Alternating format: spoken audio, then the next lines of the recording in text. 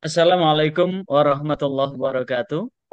Alhamdulillah wa syukurillah Waalaikumsalam. hari ini sengaja saya menghadirkan Ustadz Mas Hadi, pengurus JRA, DPP JRA, Dewan Pimpinan Pusat Jamiah Ruqyah An-Nahdiyah, dan Ustadz Khairul Anwar, Ketua JRA Kabupaten Sidoarjo.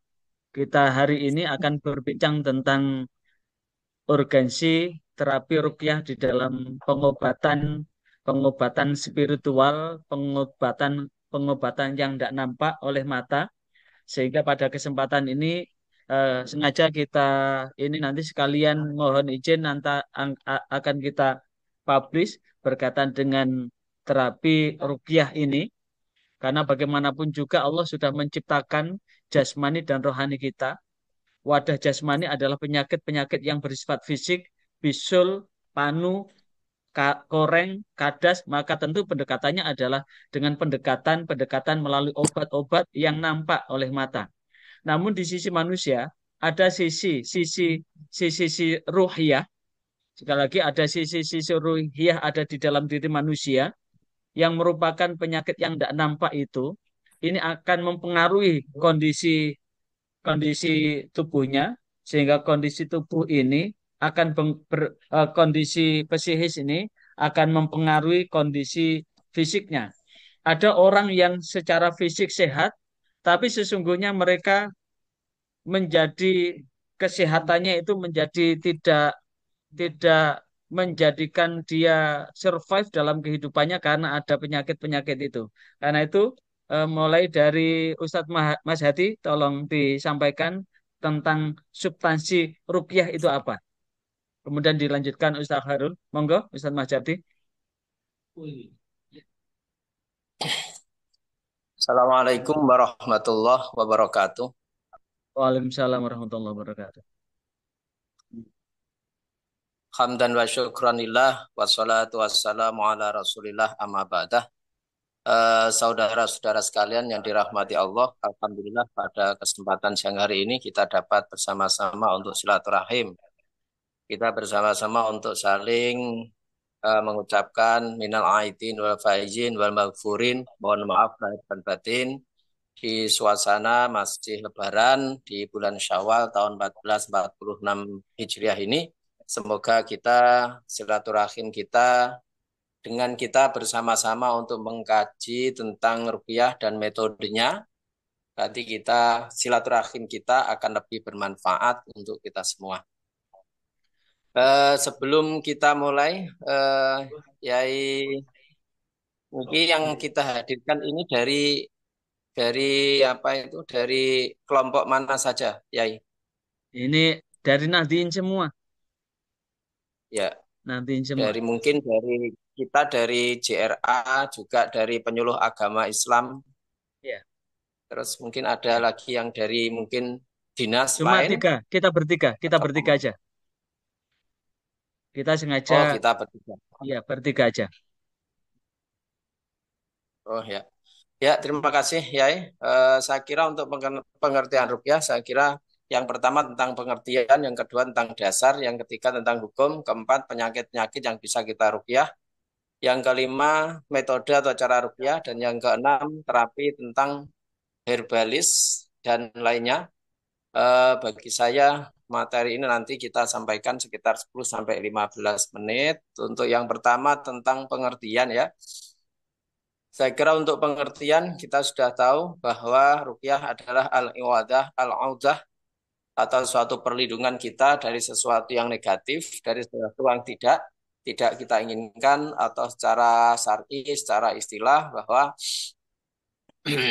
ruqyah adalah terapi dengan cara membacakan ayat-ayat Al-Quran atau dengan doa-doa bersumber dari Nabi atau segala sesuatu ucapan kebaikan, ya. Segala ucapan kebaikan. Saya kira di kita semua, apakah dia itu Islam atau non-Muslim, selama kita mempunyai Tuhan, terutama kita orang Islam, selama kita bisa mengucapkan basmalah, kita iman kepada Allah, kita berdoa dengan kebaikan, dan benar-benar niat untuk perlindungan, insya Allah itu akan menjadi momen kita yang yang terbaik untuk mendekatkan diri dan sehat jasmani ataupun rohani. Banyak sekali pengertian dari para alim ulama. Saya kira tidak perlu kita kita perpanjang. Yang terpenting adalah ruqyah secara etimologi adalah minta perlindungan. Ruko, ar-ruqyah, perlindungan kepada Allah. Secara etimologi adalah kita adalah membaca sesuatu dengan ayat Al-Quran, dengan doa-doa Nabi, atau dengan segala sesuatu tentang kebaikan. Baik dari para wali, para alim ulama, para solihin solihat, atau para mukminin. Yang kedua adalah sejarah ruqyah. Saya kira sejarah ruqyah ya, kalau kita lihat ya memang di dalam Al-Quran pun Allah juga sudah menyampaikan wa nunazzilu minal Qur'ani ma huwa syifa wa rahmatul lil mu'minin wa la yazidu dhalimina illa khosara. Bahwa Al-Quran diturunkan oleh Allah untuk obat, untuk menyembuhkan segala penyakit dan menjadi rahmat bagi orang mukmin dan menjadi kerugian bagi orang-orang yang zalim. Itu secara sejarah ataupun sejarah dalam Al-Quran. Kalau dalam hadis kita sesuai dengan pengalaman Abu Sa'id yang mana beliau itu datang menanyakan kepada daerah, menceritakan ada seseorang yang mana di situ ada seorang kepala kaum atau kepala suku yang sakitnya hampir meninggal, kemudian tanya kepada orang Muslim, apakah ada yang bisa meruqyah, kemudian diruqyah dengan Fatihah, dan selanjutnya kepala suku itu juga bisa sembuh dengan bacaan Al-Fatihah. Kemudian mereka, para sahabat bertanya kepada Nabi, apakah ruqyah saya sudah benar atau tidak? Nabi menjawab, i'ridu anni ruqakum, i'ridu alayya ruqakum. Nabi menyampaikan, coba tadi kalian dalam ruqyah bagaimana? Ya. Nabi pun juga mereka menjawab dengan Fatihah. Kemudian Nabi menjawab, "Iridu alayya ruqakum, la ba'sa biruqa malam yakun fihi syirkon." Apapun ruqyah itu, yang penting tidak ada kesyirikan, maka diperbolehkan. Apapun kalimat kebaikan yang kau ucapkan, baik di dalam Al-Quran, baik di dalam hadis, baik di dalam doa-doa Nabi, baik di situ adalah doa-doa para alim ulama, selama tidak ada syirik, maka di situ diperbolehkan. Sehingga dari hadis ini menyampaikan sebagaimana yang disampaikan Auf bin Malik radhiyallahu taala anhu dalam Sahih Muslimnya bahwa hukum asal dari ruqyah itu adalah ibahah, bahkan bisa sunnah, bahkan bisa wajib, pun pula juga bahkan bisa haram. Dikatakan mubah sebab mungkin di situ bahwa kita memang bisa ruqyah atau tidak, sama-sama tidak berdosa. Tapi kita juga mendapat pahala apabila kita memang benar bisa meruqyah, kan, tapi yang lainnya tidak bisa, maka kalau kita meruqyah di situ adalah wajib. Bisa sunnah kalau mungkin karena kita itu sangat dibutuhkan oleh orang lain. Itu kalau dilihat dari hukum asal dari ruqyah. Kemudian untuk yang keempat, penyakit yang bisa kita ruqyah, yang pertama bisa gangguan kejiwaan. Yang penting adalah medis, non-medis. Nah, medis, non-medis itu apa saja? Kalau non-medis bisa dikenal gangguan kejiwaan, gangguan jin. Kemudian yang psikis, kesurupan, stres, dan sebagainya. Kemudian di situ ada lagi yang mungkin karena medis, apapun yang ada, stroke, kemudian kesleo, penyakit perut, jantung. Nah, ini insya Allah semua akan bisa teratasi dengan ruqyah sesuai dengan izin Allah Subhanahu wa taala. Banyak pengalaman dari kita sendiri ataupun dari saudara-saudara kita di JRA. Kebetulan ini kita juga masih menterapi pasien yang berada di luar kota yang sudah mana diberi deadline oleh dokter di rumah sakit, katanya tinggal nyawanya tinggal 6 bulan lagi. kekuatan fisiknya tinggal 6 bulan lagi, tapi nyatanya sampai sekarang sudah 3 tahun dia sudah bisa bekerja dengan normal. Itu kalau gangguan medis. Kalau non medis ya segala sesuatu eh, baik sihir, santet, guna-guna, teluh atau lainnya itu bisa. Ini yang terpenting saat ini adalah cara meruqyah. Mungkin di dalam jamiah kita, jamiah Ruqyah Azwaja ada sekitar 9 atau 12 itu. Nanti semuanya akan kita rangkum saja. Kita rangkum saja cara meruqyah itu. Kita dengan yang pertama, yang paling populer adalah simai ya. Yang populer adalah dengan simai. Artinya simai di situ mendengarkan ayat-ayat Al-Quran, doa-doa hadis, ataupun dengan doa-doa yang untuk kebaikan. Kita bacakan Al-Quran, wa nunazzilu minal Qur'ani ma huwa syifa wa rahmatul lil mu'minin wa la yazidu dhalimina illa khasara. Kita awali dengan ta'awud dulu. A'udzu bikalimatillahi tammah min syarri ma khalaq. A'udzu bikalimatillahi tammah min syarri ma khalaq. Diawali kemudian menggunakan basmalah. Bismillah wa billah wa minallah wa ilallah wa alallah wa fillah wa la haula wa la quwata illa billahil aliyil azim. Kemudian kita mulai dengan Fatihah, ayat kursi, Al-Ikhlas, Falak Binas, Zalzalah. Itu adalah contoh ruqyah simai, kita bacakan ayat-ayat Al-Quran. Nah, kemudian di dalam simai ini, yang terpenting adalah kita meruqyah seseorang, kita mendoakan seseorang. Kalau kita sebagai penyuluh agama Islam, kita sebagai seorang ilmuwan, kita seorang alumni pondok pesantren, mohon sebentar masih ada adzan sekedap. Kebetulan kita di belakang masjid. Ya, tadi kita melanjutkan yang simai. Simai ini yang terpenting adalah di samping kita sudah bisa menguasai ruqyah standar kalau di dalam kelompok kita. Ruqyah standar itu adalah ruqyah pokok yang wajib kita baca pada waktu kita mau meruqyah. Yang pertama adalah istighfar. Kedua kita setelah istighfar baca basmalah, syahadat dulu, baru kita membaca ayat-ayat atau surat-surat pendek yang mana wajib kita baca. Ada Fatihah, ayat kursi, Falak Binas, kemudian surat Ikhlas, Zalzalah. Itu yang wajib kita baca. Nah, setelah itu maka yang kita baca adalah ayat Al-Quran yang sesuai dengan kondisi penyakit klien. Saya ulangi, ketika kita mau meruqyah orang dengan simai, yang pertama adalah kita mendekatkan diri kepada Allah, pasien juga kita minta untuk mendekatkan diri kepada Allah, kemudian kita baca dulu ruqyah standar tadi, Fatihah, ayat kursi, Falak Binas, Al-Ikhlas, Zalzalah, hanya dua ayat yang awal, idza zulzilatil ardu zilzalaha wa akhrajatil ardu asqalaha, itu hanya ruqyah standar itu. Kemudian membaca ayat yang disesuaikan dengan kondisi pasien atau klien.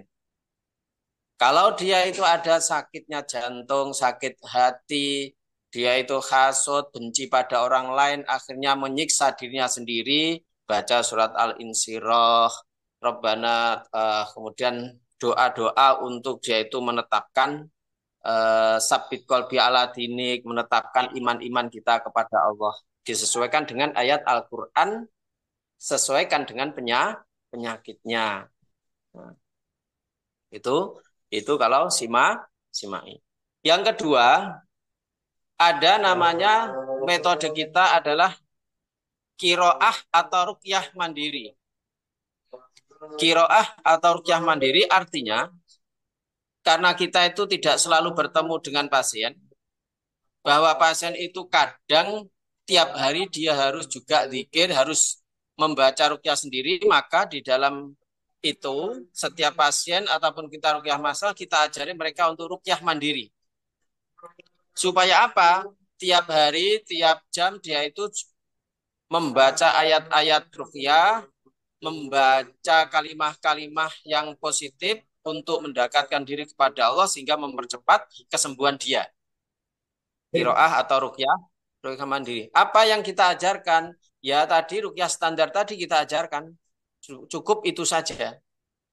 Sebab nanti kalau kita terlalu mengajarkan dia sesuatu ajaran ruqyah yang sangat detail, kita khawatir dia belum tahu ilmunya, malah bisa menjadi kalau tambah kesurupan, tambah frontal, tambah apa, malah bisa menjadikan dia nanti tidak ada yang nunggu. Sehingga cukup ruqyah mandiri dengan ruqyah standar tadi. Yang kedua tadi apa? Qiraah pada dirinya sendiri atau ruqyah mandiri. Yang ketiga adalah amasu atau usapan. Almasu atau usapan berarti kita membaca ayat-ayat Al-Quran. Baik itu dibaca secara jahar ataupun secara siri. Kemudian dari energi ayat Al-Quran yang kita baca, kita fokuskan ke telapak tangan. Kita fokuskan ke telapak tangan. Setelah kita fokuskan ke telapak tangan, itu bisa secara isyari, bisa secara isyarah saja, bahwa yang kita baca, apapun energi Al-Quran yang kita baca, kita masukkan ke telapak tangan, kemudian telapak tangan ini untuk mengusap bagian tubuh pasien klien yang sakit. Tapi ya tidak semuanya lah. Kalau yang sakit yang dadanya, masa dadanya diusap, kalau perempuan kan juga enggak kan? Tapi Bahaya cukup itu. mungkin ya, cukup nanti kita isyarah punggungnya saja yang kita usap. Kalau nanti lain jenis juga bisa menggunakan pipih, menggunakan apa, sapu tangan, menggunakan kresek atau apa, diniati nanti mengusap itu seolah-olah di tangan kita itu menarik penyakit yang ada di dalam tubuh pasien. Seolah-olah menarik dari tubuh pasien. Nah, itu seperti itu kalau yang masuk dengan ucapan, dengan usapan tadi. Kalau hanya kepala kita sentuh, kita apa, kemudian kita itu sudah cukup. Tapi kalau selain tempat yang ya enggak ya layak, ya cukup apa itu tangannya ditarik atau dari punggungnya ditarik, kakinya ditarik, itu saya kira sudah cukup. Yang keempat adalah kita meruqyah metode air. Dalam metode air ini yang kita gunakan adalah yang pertama tadi dengan ruqyah standar itu pasti ya. Yang kedua adalah membaca ayat-ayat yang sesuai dengan penyakit atau yang sesuai dengan apa yang dikeluhkan oleh pasien. Setelah kita baca entah berapa kali, ada 1 kali, 3 kali, 7 kali, saya kira itu sesuai dengan kemampuan peruqyah juga. Kemudian kita tiupkan ke air. Yang terpenting di situ adalah ditambah doa bahwa air ini seolah-olah kita samakan dengan air zam-zam. Seperti kita doakan, wahai air, jadikanlah engkau sesuai dengan barokah bacaan Al-Quran seperti kekuatan air zam-zam, yang air zam-zam itu langsung diciptakan oleh Allah kepada Nabi Muhammad lewat Nabi Ibrahim, Nabi Ismail pada waktu keluarnya zam-zam itu. Ya ma inna zamjama yukrukas salam. Sehingga contoh-contoh ada kata-kata yang seperti supaya apa? Air ini benar-benar mendapatkan energi dari Al-Quran. Air ini benar-benar mendapatkan barokah dari doa-doa yang positif. Sehingga air ini sekali dimasukkan ke tubuh pasien akan bisa menjadikan pasien itu cepat sembuh. Biasanya 1 botol kita berikan ke pasien, baik secara ruqyah massal ataupun ruqyah sendiri di rumah, datang ke rumah kita berikan, bisa didurasikan 3 hari, 1 minggu atau berapa bulan. Yang penting air itu nanti bisa campur lagi sampai pasien itu bisa merasakan enak di dalam tubuhnya. Yang bagian kelima tiupan. Yang bagian kelima adalah tiupan. Kita meruqyah dengan tiupan.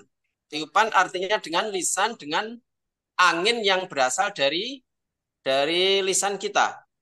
Caranya bagaimana? Sebelum kita meniup itu bukan langsung disuap, seperti itu. Kalau dia setingkat wali sudah biasa, ya monggo sekali subuh bisa. Kalau sudah, tapi kalau metode awal ya tadi yang dia itu membaca baik secara siri ataupun jahri, secara keras ataupun secara lirih, bahkan atau lewat hati, membaca doa-doa rukyah. Rukyah mandiri dulu, rukyah standar dulu, kemudian ayat-ayat Al-Quran atau doa Nabi yang sesuai dengan keluhan pasien. Setelah itu kita tiupkan di tubuh pasien yang memang di situ ada sakitnya. Kalau di situ dia itu kesurupan ya kita cukup kita tiup, terutama adalah kening dan punuk atau punggung atau kepala bagian belakang. Sebab biasanya atau di punggung bagian belakang. Sebab biasanya di situ Jidatnya adalah berarti. tempat-tempat gimana? Di jidatnya, di citoknya.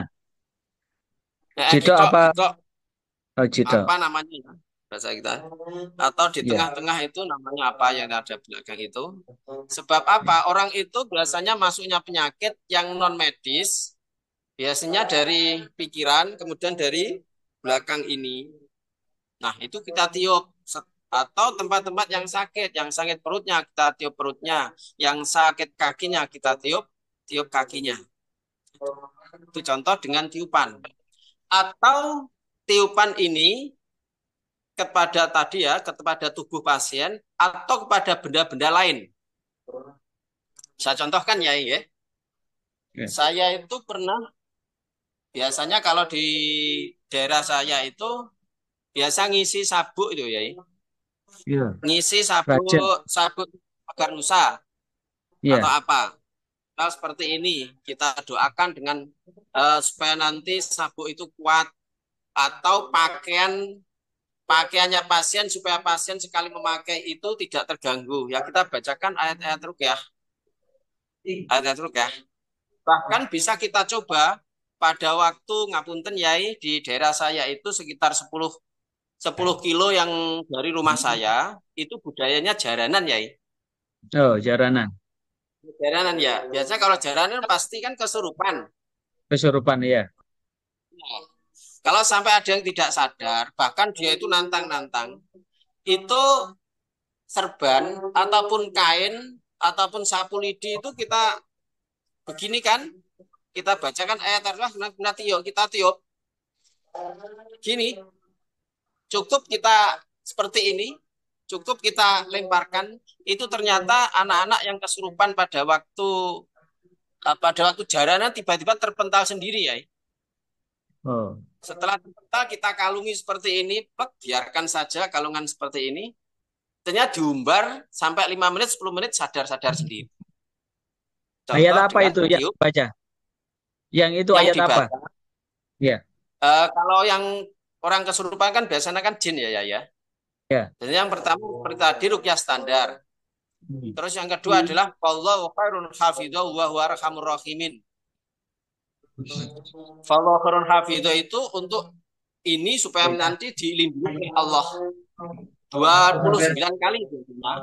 Kalau sudah diwiridkan cukup satu kali kan cukup ya. Kan kalau sudah diwiridkan kita pokoknya kita isi ditiup tok itu kan sudah mandi. Kalau sudah diwiridkan. Kalau belum ya baca Fallahu khairun hafidho itu ya sekitar 29. Kemudian supaya nanti jinnya keluar biasanya kalau saya menggunakan lakot ja'a. Kok lakot ja'a apa itu? Lau angzalna. Lau angzalna itu kan untuk menghantam. Untuk menghantam. Lau angzalna al-Qur'an ala jabali la ra'aida wa khashi'an mutasyadi'an min khasyatillah wa tilkal amsal nadhibuha linnas la'allahum yatafakkarun. Baca 3 kali, 7 kali atau berapa? Kita bacakan gini.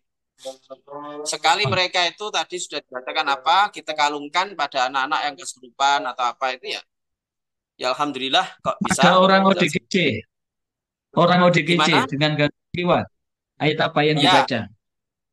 kalau orang ODGJ itu tergantung kalau orang ODGJ kan satu, apakah ODGJ itu karena stres atau karena dia itu kena jin? Nanti ada 2 metode kan. Jadi Ya. bisa dengan itu nanti ada namanya metode ilahiyah, alamiah, dan ilmiah. ODGJ nanti kita menggunakan 3 metode. Ya. Kan 3 metode nanti kita terang untuk ODGJ itu. Ya kalau ODGJ kita biasanya ke teman saya yang ada di Ngeronggot dan di Madiun, itu kalau memang dia terindikasi ODGJ kita setorkan ke sana. Sebab ODGJ itu yang paling baik adalah kita rehabilitasi. Atau di tempat khusus tidak kita samakan dengan penduduk yang sehat, santri-santri yang sehat. Itu kasihan yang sehat, nanti terganggu. Misal banyak anak ngaji kok ngapain yang si ciki nanti bengok-bengok. Nah itu yang nanti yang dibaca ya kalau dia itu ngamuk-ngamuk biasanya saya menggunakan ayat-ayat surga. Ina atau ina kal kausar, kemudian surat Al-Insyirah, ayat-ayat yang mana itu untuk itu. Untuk apa itu? Untuk mendinginkan otak manusia. Di samping nanti ada metode ilmiah, ilahiyah, dan alamiah. Nanti kita jelaskan yang terakhir. Tiupan. Jadi saya ulangi lagi bahwa tiupan tadi bisa di tubuh pasien atau benda lain. Benda lain ini biasanya kan kalau orang ngisi, ya, ngisi tongkat, ngisi keris, ngisi lading, ngisi apapun. Bahkan ngapunten Yai, ini pernah ada seorang polisi Brimob Polda Jatim Yai. Yeah. Ini minta pelurunya ini ditiupan atau diisi. Sebab dia karena menjadi Brimob, menjadi intel juga, banyak dari preman-preman yang sudah preman kawakan itu kadang ditembak nggak tedas ya. Oh. Tapi kalau sudah kita isi dengan itu, biasanya isi dengan itu, pertama diisi dengan kita menegakkan istighfar, bismillah, kondisi dengan lau angzalna. Itu biasanya nanti tembus ya. Dia yang kebalnya hilang, langsung tembus peluru itu. Kemudian yang keenam, ini ada namanya metode Alkitabah atau rajah atau tolasim, ya, tolasim tulisan, tolasim rajah, ya. Rajah ya rajah tergantung penyakitnya apa. Setiap huruf Al-Quran itu pasti mempunyai keistimewaan sendiri.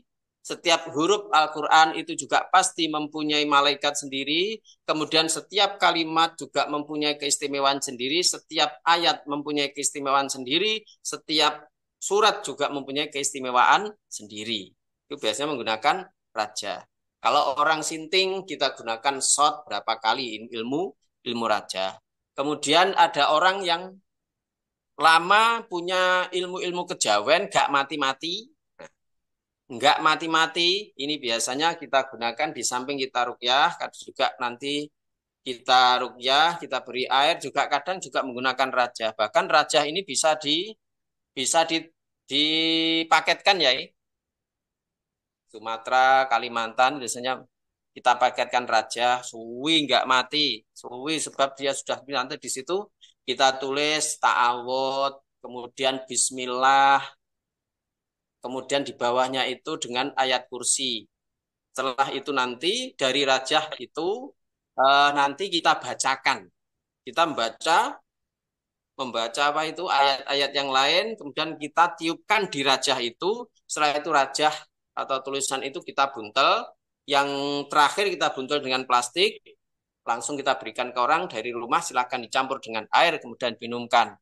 Kalau di luar Jawa atau di luar kabupaten yang tidak bisa datang sendiri, bisa paketkan. Itu kalau tulisan atau raja. Kemudian ada muwajahah dan bil ghaib. Tadi secara umum ada metode bil muwajahah atau bil ghaib. Tadi semuanya itu ya. Muwajahah berarti metodenya dengan apa? Kita saling berhadapan-hadapan atau bil ghaib. Bil ghaib itu bisa kita bacakan lewat video call, kita bacakan lewat telepon, atau nanti kita bil ghaib berarti kita kirimkan rajah itu. Ini ada pengalaman di Kalimantan ya, dia juga berasal dari Jawa juga. Dia punya pabrik tahu di sana. Ternyata terindikasi sihir dan orang-orang suku mereka yang tidak mau dikuasai ekonomi tahu oleh orang Jawa. Bagaimana cara kita meruqyah jarak jauh? Yang paling tepat di situ adalah kita video call dengan orangnya. Orangnya juga terkena indikasi, kita minta orangnya itu berada di pabrik tahu. Iya. Kemudian suaranya telepon itu, HP-nya dulu agak dikeraskan supaya apa? Lingkungan pabrik itu terdengar ayat-ayat Al-Quran yang kita baca dari daerah Jawa ini. Kalau Alhamdulillah itu pasca itu dibacakan ayat apa? Yang itu. ya ayat-ayat satu kalau saya tidak pernah mengusir jin ya. Iya. Biasanya kalau saya itu pertama ya tadi saya itu pertama ya syahadat. Setelah syahadat saya pasti basmalah. Tapi basmalah saya gunakan yang ada di Dalailul Khairat itu Bismillah wa billah wa minallah wa ilallah wa anallah wa fillah wa la khawla wa la quwata illa billahil aliyil azim. Bismillah yang saya lengkapi itu. Kemudian nanti Yang ada di ta'awud, Dalailul Khairat. ya itu ya. Hmm. Kemudian saya gunakan ta'awudnya itu a'udzu bikalimatillahi tamah min syarri ma khalaq. Setelah itu kita minta perlindungan kan bismillah dan ta'awud itu kan minta perlindungan supaya apa? Sebelum kita meruqyah, kita melindungi diri kita sendiri. Setelah itu kita baru salam ya. Kalau tempat-tempat yang terindikasi sihir ataupun jin, saya pasti salam dulu. Salam saya adalah yang pertama adalah salam kepada manusia. Assalamualaikum warahmatullahi wabarakatuh. Kalau menanti pusat penyakit dari manusia. Tapi saya lengkapi itu biasanya salam saya tiga. Satu adalah salam untuk manusia. Assalamualaikum warahmatullahi wabarakatuh. Yang kedua, salam kepada makhluk Allah yang tidak kelihatan. Baik malaikat ataupun jin. Salamnya bagaimana? Assalamu ala man ittaba'al huda dan assalamu alaina wa ala ibadillahis solihin. Kita salam itu kita ulangi salam pada manusia 3 kali, kemudian salam kepada diri kita dan salam kepada makhluk lain itu juga kita ulangi 3 kali supaya apa? Bahwa kita datang di tempat orang lain, kita datang di dunia makhluk lain, kita itu datang dengan sopan.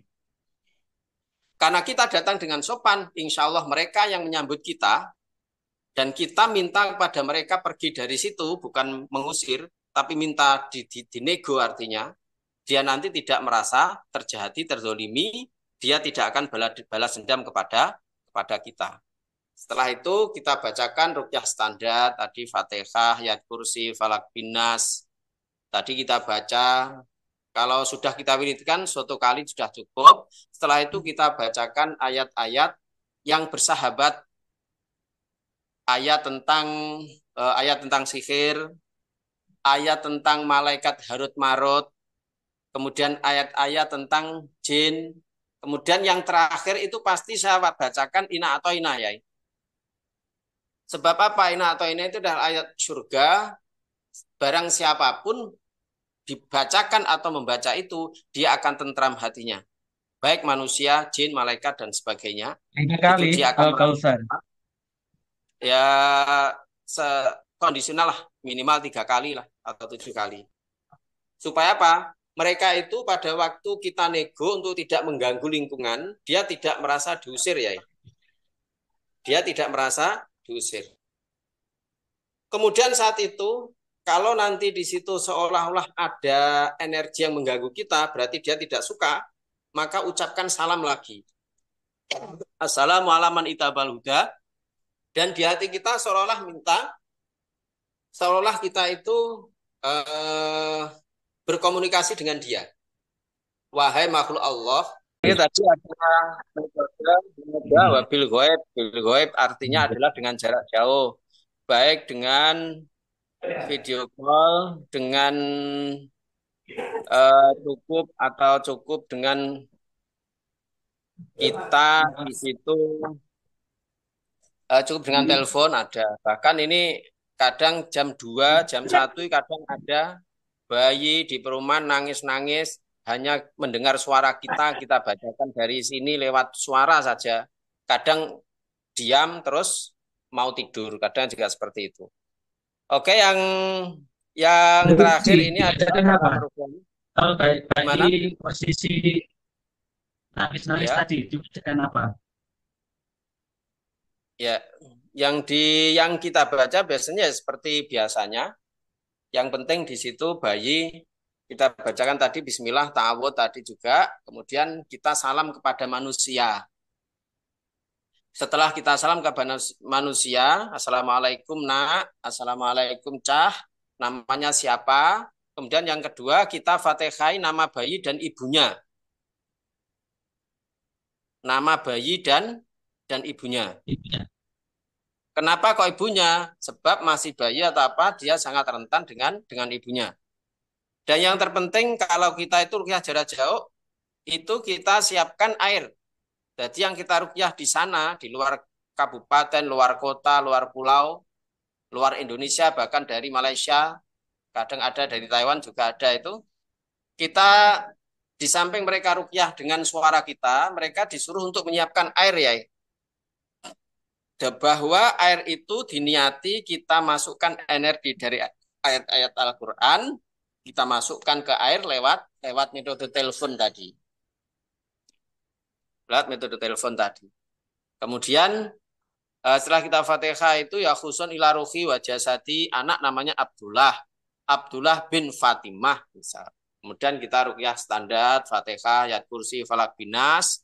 Dan kemudian kita tanya sebelumnya kan kepada orang tuanya ini sakitnya apa? Ya sesuai dengan penyakit anak itu atau Pak kok ini panas berarti dengan inna angzalna fi lailatul qadar atau bisa dengan ayat surga ina atau ina juga bisa. Kemudian juga ayat-ayat yang menunjukkan tentang hujan. Supaya apa? Anak ini menjadi dingin. Kalau tak ada indikasi sihir, berarti kita baca-bacakan ayat sihir seperti ceritanya Harut Marut. Iba bila Harut tawa Marut itu ayat-ayat itu kita bacakan. Terus kemudian di tim kita ada namanya tadi kan ada ruqyah medis dan non medis. Yang non medis bagi mereka yang ada di kita bisa menggunakan kolaborasi antara hipnoterapi ruqyah. Hipnoterapi dicampur dengan ruqyah artinya apa ya? Hipnoterapi secara umum itu kemudian ditambah dengan ayat-ayat Al-Quran yang sesuai dengan penyakitnya. Ilmu hipno nanti akan jelasnya ini sangat panjang sekali. Kalau kita dulu mengatakan hipnoterapi ruqyah, kemudian disalin lagi dengan teman kita dengan nama Ahdul Lawai, disalin lagi dengan Tashkirul Quran, disalin lagi. Tetapi intinya adalah hipnoterapi ruqyah. Hipnoterapi yang disesuaikan dengan ayat-ayat Al-Quran ditambah dengan ayat-ayat Al-Quran. Yang terakhir dari saya, nanti biar dilengkapi oleh Khairul Anwar. Ini metode kita sekarang ini adalah kolaborasi tiga dimensi keilmuan. Tiga dimensi keilmuan, yang pertama ada ilahiyah, yang kedua ada alamiah, yang ketiga ada ilmiah. Ilahiyah berarti kita yang mengembalikan seluruh penyakit, kita bacakan ruqyah itu, kita doa-doa itu, bahwa semuanya dari Allah dan hanya Allah yang akan bisa mengambil atau mencabut penyakit itu atau keluhan itu. Dengan ilahiyah berarti dengan doa, dengan apa, bahkan dengan mujadah, bahkan dengan sedekah. Kadang dari sedekah tatfaul bala, as-sodaqatu tatfaul bala, bahwa sodakoh itu adalah bisa untuk menolak bilai. Kemudian dengan kita lakukan dengan ilahiyah, dengan berpuasa, dia sakit apa, sakit mungkin sakit fisik, baik apa nanti puasa dengan sembuh, dengan puasa dia juga akan sembuh. Atau mungkin karena dia itu nafsunya tinggi, sebab nafsunya keinginannya tinggi, dibuat puasa supaya dia tenang. Dengan ilahiyah. Yang kedua dengan alamiah. Alamiah itu artinya kita itu menyembuhkan orang lain penyakitnya apa dengan herbal. Tumbuh-tumbuhan sekitar. Alat-alat pengobatan di sekitar kita. Ada di suatu kitab itu menjelaskan seperti ini. Bahwa manusia itu ternyata diciptakan oleh Allah dari tin yang berada di sekitar dia. Saya lupa di kitab mana itu. Kalau kita itu diciptakan oleh Allah dari tin yang berasal di sekitar kita sendiri, berarti tubuh kita itu sama dengan tanah di sekitar kita itu. karena sama dengan tanah di sekitar itu, berarti obat kita pada waktu tubuh kita sakit, itu juga tidak jauh dari daerah kita. Berarti di sekitar kita pun Allah juga sudah menyediakan obat-obatan untuk penyakit di dalam tubuh kita. Kunyit, temulawak, bengkoan, kemudian semangka, tumbuh-tumbuhan baik kalau kita mengatakan itu adalah nabati dan hewani. Semuanya adalah nabati dari herbal-herbal atau hewani. Dia itu kurang imun, dia itu kurang kurang darah merahnya, mungkin perlu daging apa, perlu ikan apa. Kemudian untuk menyembuhkan pasca operasi, perlu ikan gabus, perlu ini, dan ini. Sehingga itu namanya alamiah. Allah sudah menyediakan seluruh apapun di sekitar kita untuk manusia. Ma fil ardi linnas kan. Seluruh sesuatu yang ada di bumi itu adalah untuk manusia. Yang ketiga tadi ada ilmiah. Ilmiah berarti apapun penyakit kita, ataupun keluhan kita, apapun permasalahan manusia itu kita ilmiahi atau sesuatu yang sangat rasional, yang sangat rasional. Contoh dengan pijat, bukan ilmiah. Kemudian Al-Quran diilmiahi juga bisa. Sesuai dengan ayatnya ini menunjukkan ayat sihir, berarti juga sebab orangnya kena sihir. Kemudian dia itu kesleo. Karena kesleo secara ilmiah, maka tulang yang tidak di posisi itu harus direposisi. Ada kita juga menyediakan namanya apa? Pijat reposisi. Artinya mengembalikan tulang ke ke tempatnya, ke posisinya semula, atau kita biasa sangkal putung. Nah, teman-teman banyak yang sudah bisa seperti itu. Semuanya kita ajari, tapi semuanya orang itu tergantung dimensi keilmuan mana yang ia kuasai. Enak sing jadi dukun pijet, ada yang perukyah plus pujet, ada yang perukyah bersangkal putung, ada yang ilmiah digunakan berarti ada saraf tertentu yang harus dilakukan itu. Demikian Yai dari saya kira 20 menit dari saya, hampir setengah jam cukup. Mohon maaf kalau terlalu panjang. Monggo Terima dilanjutkan dari kasih. yang lain. Nanti kita bincangkan dengan mekanisme yang lain. Monggo, Ustadz Hairul, berkaitan dengan yang dilakukan selama ini. Iya, terima kasih. Assalamualaikum warahmatullahi wabarakatuh. Waalaikumsalam warahmatullahi wabarakatuh. Iya. Salam takdim ke Yai Mas Hadi. Ya. Waalaikumsalam. Ya, alhamdulillah. Yang kami hormati juga Ustadz Wahid Effendi. Ya. Semuanya ini adalah guru-guru saya ini. Alhamdulillah bisa berjumpa meskipun dalam Zoom ya, jarak jauh. Saya minder. Teori dan pengalaman sangat jauh dengan Yai Mas Adi ini. Ya. Saya hanya penemuan itu pasti baru ya. Penambahan bagi kita juga. Setiap penemuan dari praktisi, saya kira itu adalah suatu khazanah keilmuan, baik dari PC, PW atau pusat itu saling kolaborasi, saling mengisi kok. Ya, monggo lanjut. Ya, bisa sampaikan temuan-temuan yang terkini ketika praktek yang ada di kawasan Sidoarjo, monggo. Yeah. Kalau untuk tadi pagi ya Wahid menyampaikan itu tentang ODGJ. Selama ini kita menangani ada pasien ODGJ gitu memang tidak sampai tuntas. Karena memang sebagaimana yang disampaikan oleh Yai Mas Hadi tadi itu butuh perlakuan khusus. Nggak bisa 1-2 kali penanganan, jadi perlu adanya rehab. Jadi ada tempat khusus dan butuh proses yang lumayan. Gitu. Karena memang secara ODGJ itu kan kadang akalnya itu kan sudah awal, sudah tidak bisa 100%. Kadang apa ini tidak sadar bahwa dirinya itu melakukan apa gitu, itu kan tidak sadar. Nah, itu yang kadang membedakan penanganan orang yang ODGJ dengan yang lain begitu. Nah, selama ini untuk ketika kita ada pasien ODGJ itu belum sampai selesai. Itu yang menjadi PR kita.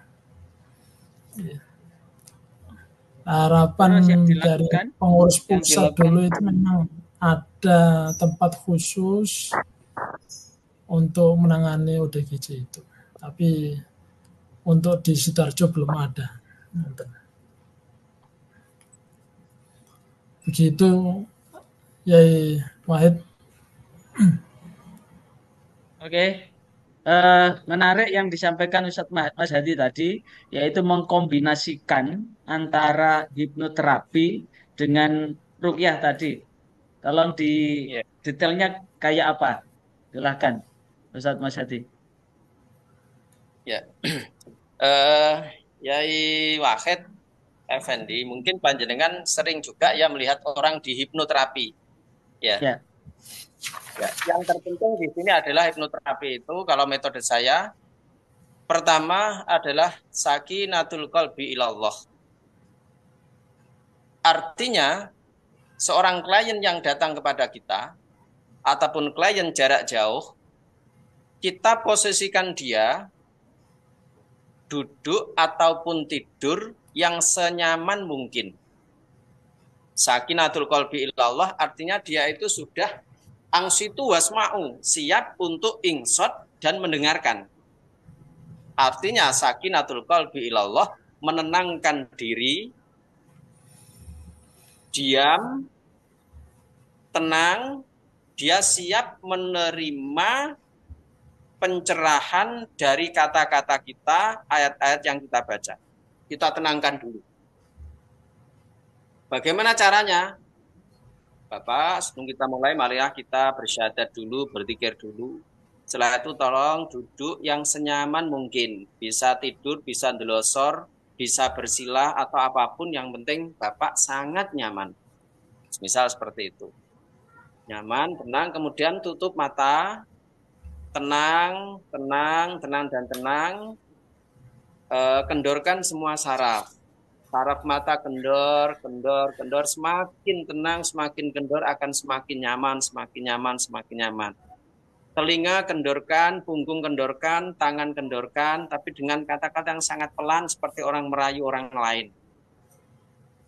Kemudian setelah dia itu tenang, pertama adalah kosongkan pikiran pasien. Tolong kosongkan semua pikiran yang ada adalah hati kita kosong tapi langsung diisi dengan kalimah Allah Ismugat. Yang kamu ingat hanya Allah. Jadi di hati cuma Allah, Allah, Allah, Allah. Setelah hanya mendengar Allah, pasang kuping panjenengan, dengarkan apa yang kita baca, apa instruksi saya, setiap ayat, setiap huruf, setiap kalimat akan membawa ketenangan di dalam hati saudara, di dalam hati ibu, di dalam hati bapak. Itu setelah kita tenang, kita tidak menggunakan hipnoterapi yang seperti hipnoterapi murni. Akan tapi hipnoterapi biruqyah. Setelah dia tenang, maka baru kita bacakan ayat-ayat Al-Quran tadi. Yang standar tadi. Ya, mulai standar, kemudian bacakan ruqyah standar dulu, kemudian ayat-ayat yang sesuai dengan keluhannya. Dia mengeluhkan ekonomi, berarti hatinya gundah. Yang penting adalah surat Al-Insyirah supaya hatinya tenang. Supaya hatinya tenang. Kemudian kita pikir astagfirullahaladzim.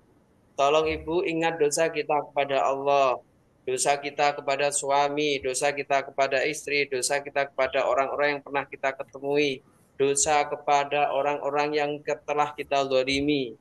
Siapa tahu permasalahan yang ada di dalam diri Bapak Ibu berasal dari dosa kita kepada orang lain. kita ajak dia itu pertama sakinatul qalbi, yang kedua adalah sistem taubatan nasuha. Namanya inabah. Inabah itu atau taubatan nasuha. Setelah dia itu tenang, kita sering inabah. Artinya itu kita diajak zikir istighfar dan mengembalikan segala dosa kita kepada Allah. Mengembalikan dosa kita kepada Allah, bahwa kita sudah berdosa, bahwa kita adalah makhluk yang lemah, bahwa kita tidak bisa apa-apa. Semuanya kita kembalikan ke Allah. Namanya inabah. Inabah seperti kita zikir pada waktu torekoh itu loh. Astagfirullahaladzim, ya Allah, Engkau yang maha mengampuni, ya Allah, dosaku kepada ayahku, dosaku kepada ibumu. Kita ajak dia dengan kalimah-kalimah untuk bertobat. Setelah kalimah bertobat, kemudian kita kembalikan dia sakitnya apa. Kemudian dia itu apa, terkena sihir atau terkena jin atau apa, berdasarkan ayat sihir. Sesuai ayat, sesuai dengan penyakitnya. Bahkan nanti bisa kita tidurkan, kita tenangkan. Kita ambil alam bawah sadar dia. Semakin ke dalam akan semakin tenang, semakin tenang, semakin tenang. Kosongkan semua pikiran, yang ada hanyalah Allah. Yang ada hanyalah Allah, yang ada hanyalah Allah. Ikuti semua instruksi saya. Kalau Anda ingin tidur, tidurlah. Seolah-olah ada sesuatu yang menarik dari belakang Anda, dari belakang saudara. Tiba-tiba dia akan tidur. Setelah tidur, dia itu akan merasa berada di alam dia. Di alam aslinya, setelah di alam dia, baru kita bacakan, itu akan kelihatan. Dia itu sakitnya sebab apa. Mungkin dia itu di hipnoterapi karena dia kecewa dengan suaminya, dia menangis, meronta-ronta, seolah dia itu dikecewakan, bercerita tentang suaminya. Kemudian dia itu menangis sebab mungkin ekonominya selalu jatuh. Ya Allah, ekonomi yang selalu ya Allah, kebangkitan kembali dengan kita tahu akan bisa. Nah, setelah itu cara yang ketiga setelah inabah, supported. Artinya apa? Kita beri support, penyemangat bagi dia. Kamu tetap sehat, kamu akan lebih kuat, kamu akan bisa menghadapi hidup ini. Pasti ada jalan. Allah memberikan musibah, pasti Allah juga memberikan jalan. Yang terakhir, kita ajak dia itu berpikir lagi bahwa imannya akan lebih kuat. Bapak, setelah ruqyah ini iman kamu akan semakin kuat, ibadah kamu akan semakin aktif, pahala kamu akan semakin bertambah. Kita support terus yang terakhir. Itu contoh dari hipnoterapi, ruqyah, dan selalu kita bacakan ayat-ayat Al-Quran. Mungkin Ustaz Khairul Anwar di daerah Sidoarjo mungkin malah lebih banyak ya. Misalnya tempat orang bisnis, tempat orang bekerja, itu mungkin banyak sekali. Kalau di daerah kita, di daerah Nganjuk, daerah Kediri, itu agak jarang. Mungkin permasalahan sakit hati, permasalahan ekonomi, santet, sihir, hanya itu mungkin yang terbanyak itu ya. Ya. Itu ada hipnoterapi ya seperti itu. Mungkin untuk terus lanjut. Selain itu, jadi mulai dari apa itu sakinatul qalbi, inabah, supporting. Ya. Yang keempat? Yang keempat tadi untuk itu. Kalau sekarang yang namanya kalau kita sebut adalah subutul iman wal ihsan. Menetapkan keimanan kita dan ihsan. Artinya ihsan itu dia itu akan bisa beramal akan semakin baik. Yang terakhir sabit qalbi ala dinik. Iman kamu semakin mantap. Ibadah kamu semakin mantap itu akan untuk menetapkan. Subutul iman untuk menetapkan keimanan dan keihsanan. Ihsan itu berarti supaya dia itu akan lebih banyak amalnya pasca ruqyah itu. Yang biasanya tadi nggak mau sholat, yang biasanya dendam pada orang tua, semakin menghormati pada orang tua. Yang biasanya tidak mau bersedekah, yang biasanya nggak pernah berjamaah menjadi jamaah. Semakin imannya kuat, ihsan juga semakin beramal dengan psikomotorik dia. Terus ini terkait ini kan tadi Ustaz sudah menyampaikan beberapa media yang bisa dilakukan dengan ruqyah. Sekarang berkaitan Ya, dengan mereka yang terkena santet atau sihir, mengidentifikasinya gimana kalau orang itu kena santet? ya oke. Biasanya sebenarnya tiap ruqyah itu apa yang ia temui itu kadang berbeda ya, kadang berbeda. Kalau diri saya sendiri, itu saya itu mengidentifikasi itu apakah sihir, santet atau gangguan jin di sekitar. Itu saya itu menggunakan namanya kalau sekarang namanya metode kok lupa ya bahasa Arabnya kemarin. Metodenya begini, caranya saja namanya lupa saya. Caranya saya itu menggunakan satu dengan perasa, satu ya, dengan perasa. Perasa ini menggunakan satu dengan almasu wal mulamasah. Saya menggunakan panca indera saya ya. Ya. Panca indera pertama adalah telapak tangan ini.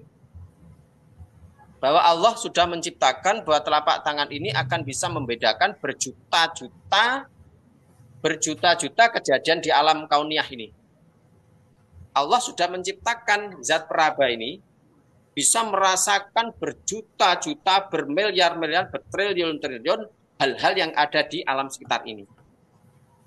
Kalau biasanya saya itu kalau sholat atau wiridan itu saya sering seperti ini ya.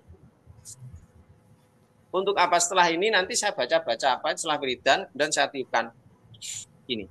Supaya apa? Telapak tangan ini kalau kita sewaktu mendeteksi gangguan penyakit atau gangguan klien itu akan bisa membedakan. Kalau nanti penyakit itu adalah fisik, ini kalau pribadi saya dulu ya, sebab setiap orang beda. Ini saya kalau dengan metode masu, ini kita mana yang sakit kita sentuh ya. Ya kalau area-area sensitif ya jelas tidak ya. Contoh kepala, punggung, kaki, lutut, ya kita sentuh terus telapak tangan dia. Ini dengan jalan ini. Kita baca-baca kemudian kita konsentrasi, dia suruh dia konsentrasi, telapak tangannya kita sentuh. Tapi kalau lain jenis bisa menggunakan pipeh, menggunakan satir yang tipis seperti taplak, seperti jilbab atau apa kita sentuh seperti ini. Bisa sarung dan kita tangan baca ya.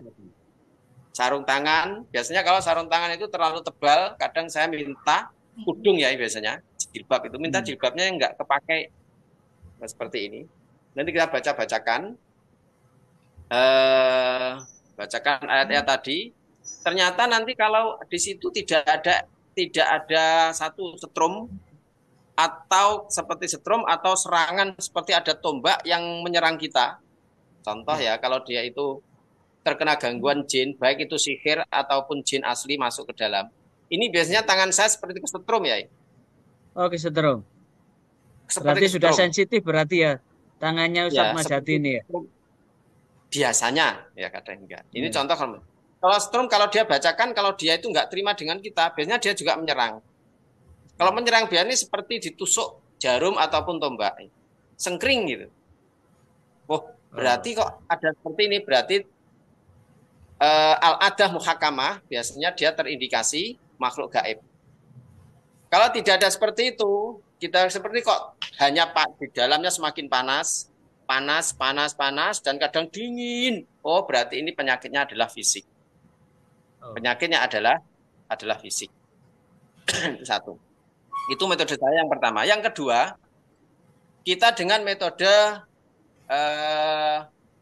ittihadul abdaini atau jasadaini. Kita menyatukan diri kita dengan diri pasien. Caranya bagaimana? Satu, istighfar. Dua, syahadat. Kedua, ketiga, kita fatihai roh kita dan roh dia. Semisal pasien saya, Yai Khairul Anwar misal. Misal dia terkena apa, yang mana perutnya itu seperti kembung sakit. Maka metode saya di situ, satu, saya bismillah, istighfar, syahadat. Kemudian setelah itu saya fatihah khususan ila ruhi wa jasadi wa ila ruhi wa jasadi Yai Khairul Anwar. Saya baca Fatihah itu kedua, kemudian saya terus baca Allah, saya tujukan ke hati dia. itu biasanya saja lah ya, itu nanti kita akan bisa tahu ya, dia sakitnya yang mana. Kalau sakitnya itu perut, dia sakit perut, maka perut kita juga akan merasakan sedikit sakit. Tapi tidak sama dengan sakit separah dia. Kalau penyakitnya dia itu berada di kepala, berarti seolah-olah kepala kita itu seperti orang sakit. Kok tambah ngelung ini? Berarti dia kepalanya sakit. Kalau dia terindikasi, dia terkena jin, seolah kita itu, badan kita seperti bergetar, ada yang mengganggu, ada yang masuk. Itu ittihadul abdaini atau jasadaini. Caranya tadi, dua diri kita dan diri dia satukan dibaca Fatihah. Contoh seperti itu. Kemudian yang ketiga, dengan ain bil ain. Mata dengan mata. Mata dengan mata. Dia kita suruh untuk buka mata dengan lebar. Kemudian kita juga buka mata lebar, kita lihat di dalam kornea matanya. Sambil kita baca Allah dalam hati atau baca apa, kita tujukan ke dia. Kalau dia itu merasa sakit, berarti indikasi ada sesuatu non medis di dalamnya, jin atau syaitan.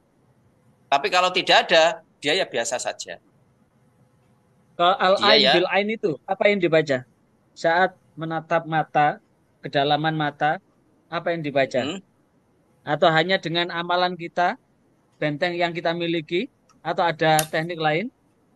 Kalau saya cukup ismuzat ya, cukup baca Apa? Allah dalam hati. Cukup baca Allah dalam hati. Namanya zikir ismuzat. Kalau dulu kita namanya asmaul haq ya, dengan baca Allah pasca sholat itu 1000 kali, berarti satu hari itu 5000 kali. Kalau Baca di apa situ tadi? orang baca cukup baca apa? Allah, baca Allah dalam hati. Oh, dalam hati. Ya, dalam hati kita tujukan ke mata dia. Kalau dia ada indikasi sihir atau indikasi jin, itu dia akan meronta-ronta, dia nggak berani menatap mata kita. Nah, sebelum itu apa yang dilakukan untuk membentengi? Barangkali jin yang ada di penerima manfaat atau di klien kita itu jinnya setara atau jin yang agak gimana gitu. Pernah Ya. Ustadz Mulai menemui? awal ya, setiap awal kita ruqyah itu pasti kita itu 1 syahadat, ya kan tadi ruqyah standarnya Ya. 1 syahadat, 2 basmalah, 3 ada namanya ta'awud tadi ya. Ada ta'awud tadi. Ta'awud ada jenis 3 tadi. A'udzubillahi minasyaitonirrajim, a'udzubillahi samil alim minasyaitonirrajim, a'udzubikalimatillahit tammah min syarri ma khalaq. Silakan ta'awud jenis apa saja itu untuk membentengi kita. Membentengi kita. Di samping kita tetap hati kita tetap menuju Allah.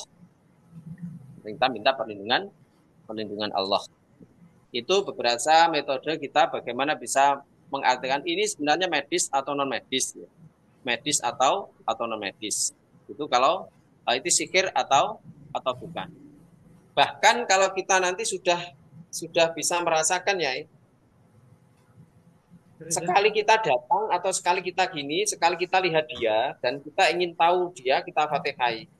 Kadang bisa melihat ya. Melihat biasanya dia itu nanti ada jin atau tidak, kadang di tubuhnya seperti ada makhluk. Kadang kera, kadang ular, kadang berubo, kadang raja wali, kadang berbentuk apa. Kala jengking, kadang seperti itu. Kadang kalau yang sudah kita buka portal gaibnya, itu langsung bisa melihat. Nah, kalau saya itu kadang bisa, kadang enggak. Kadang bisa, kadang enggak. Yeah.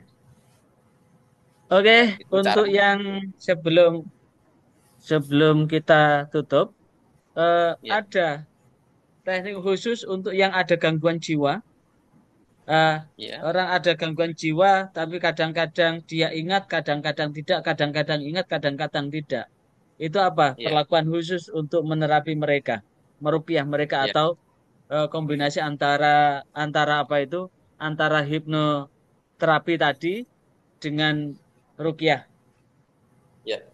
Kalau orang tadi yang memang sakitnya adalah kejiwaan itu ada dua cara. Satu dengan hipnoterapi ruqyah. Dua, kita bawa dia dengan air ruqyah. Di hipnoterapi dulu, kemudian kita bawakan air ruqyah. Juga kita anjurkan dia untuk yang alamiah. Alamiah ini ada dua jenis, dengan menggunakan herbal dengan alam sekitar, dan juga menggunakan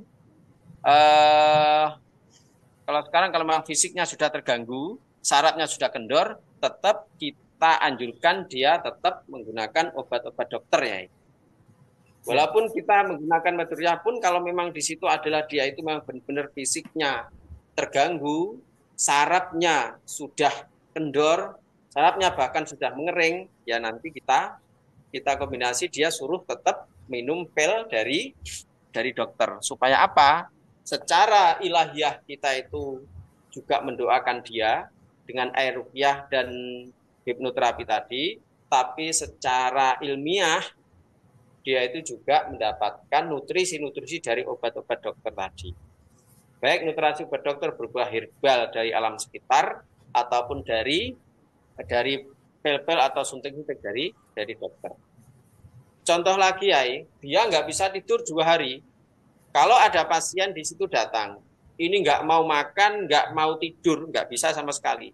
Kalau sudah 2 hari kok nggak mau makan, nggak mau tidur, kita ruqyah tetap nggak mau makan juga nggak mau tidur. Berarti dia itu di samping terganggu kejiwaannya, juga terganggu fisiknya. Caranya bagaimana? Tetap kita ruqyah, kita bawakan air ruqyah, kemudian kita anjurkan untuk opname di klinik. Sebab apa? Dia mungkin fisiknya lelah. Karena lelah ini jantungnya berdetak kencang, kedua sarafnya ini tegangnya minta ampun panasnya, sehingga untuk menghilangkan ketegangan saraf itu diopname, diimpus dengan obat tenang. Setelah tenang dia baru bisa menyerap air ruqyah dan menyerap herbal-herbal yang kita anjurkan tadi. Ini kalau saya sendiri saya baca ya. Herbalnya apa? Kalau saya hebatnya, kalau memang dia itu tegang nggak bisa itu, saya cukup itu biasanya saya suruh beli di apotek herbal gitu ya. Herbal untuk nggak bisa tidur. Kalau dia nggak mau, biasanya herbal untuk tidur itu saya gunakan temulawak ya. Kurkuma plus. Ya, temulawak itu untuk mendinginkan saraf.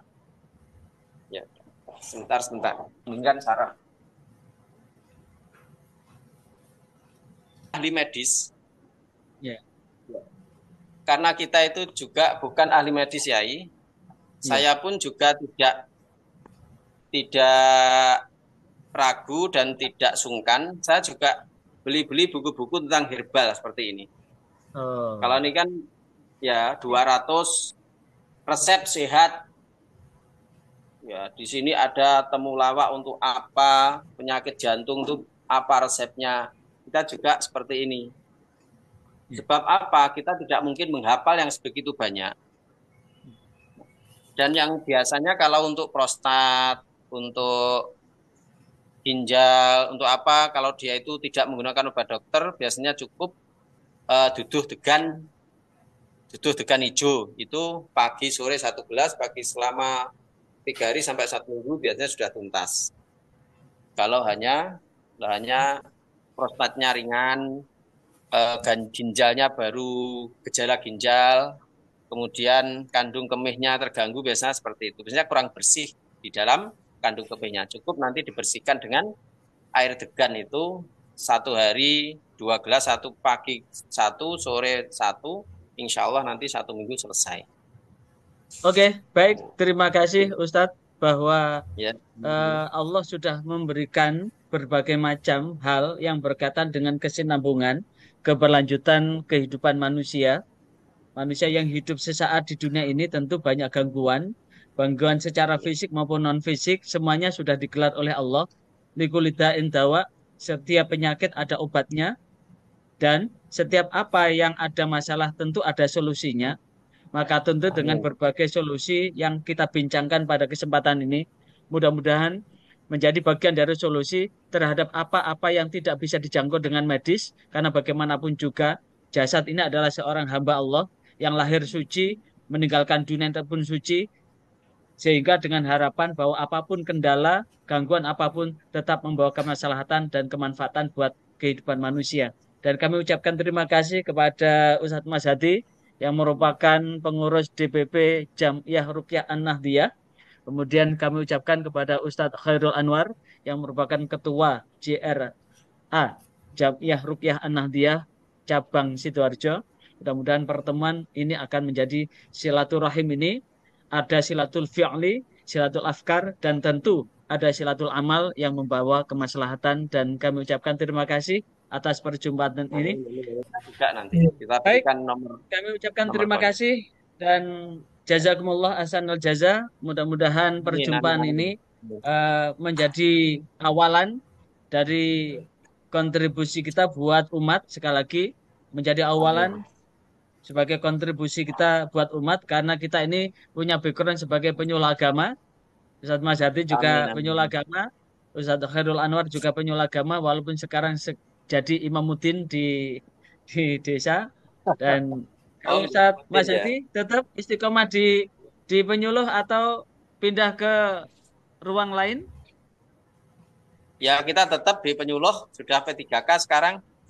Alhamdulillah, barakallah. Alhamdulillah. Mudah-mudahan Iya. ini pesan saya tetap istiqomahkan dan ambil sisi-sisi positif dan mudah-mudahan kontribusi yang dilakukan terus-menerus dan berkelanjutan menjadi sesuatu Amin, yang amin. ibarat lebah begitu keluar madunya, keluar maziahnya, dan maziah inilah yang mudah-mudahan akan senantiasa menebar kemanfaatan dan kemaslahatan buat umat. Subhanakallahumma wa Amin. bihamdika nasyhadu an la Alhamdulillah. ilaha illa anta Asyhadu an la ilaha illa nastaghfiruka anta wa natubu astaghfiruka ilaik. wa Sekian, terima kasih atas segala partisipasinya dan kontribusinya. Saya hanya bisa mengucapkan jazakumullah ahsanul jaza.